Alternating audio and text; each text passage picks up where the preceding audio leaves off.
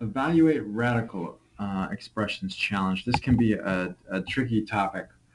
Um, I find, well, first off, I should say sometimes it's just not displaying things right. For whatever reason, on these problems with exponents, it has a little bit more problems rendering the image.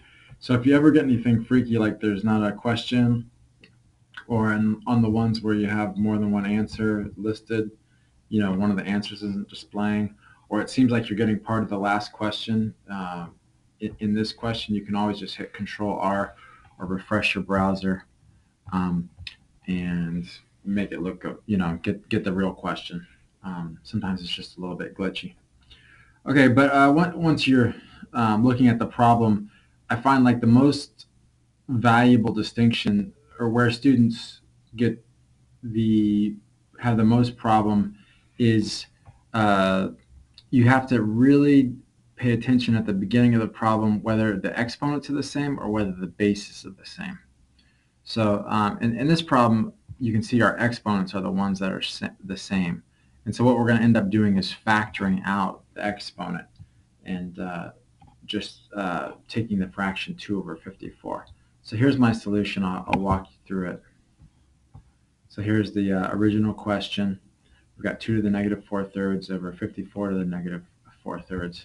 So here's the part where I'm factoring out basically, or I'm just dividing 2 by 54 and moving this outside. So I just have this fraction, which I can then reduce, right? 2 over 54 reduces to 1 over 27.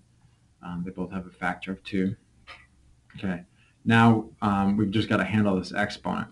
And there's a lot of things going on with this exponent. It's negative, it's fractional, what's going on.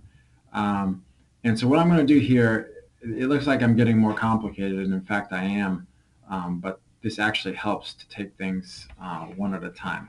So what I do is I break up the negative 4/3 into the negative 1, and then a 1/3. That doesn't look like a very good 1/3, but that's supposed to be 1 over 3, and then 4. Okay. Now notice that using the exponent rule, where if I raise an exponent to an exponent, I multiply exponents. If I multiply all these three things back together, I get to negative 4/3. That's why this line is really the same thing as this line. Okay. Now, what does that do for us? Well, first, what I do is I want to take care of the negative here, and I'm actually going to what a negative raising something to a negative 1 power does is actually just flips the fraction over. So this is 1 over 27. It becomes just 27, or really 27 over 1. We just don't write the 1 underneath. Okay. So it's going to flip the fraction over. And then raising something to a 1/3 is that's a radical, right? That's the third root. That's really just saying the third root of 27.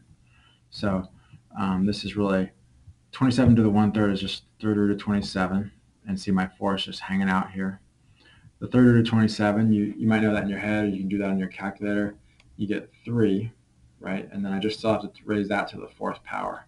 So 3 to the 4th power is 3 times itself 4 times, which is equal to 81. Okay. So see how I just, instead of trying to do the whole exponent all at once, I break it down little by little. I get rid of the negative first, then I get rid of the fraction part, and then I get rid of the 4. And that helps you, stay straight. So I said 81 was the answer. Okay. Hope that helps.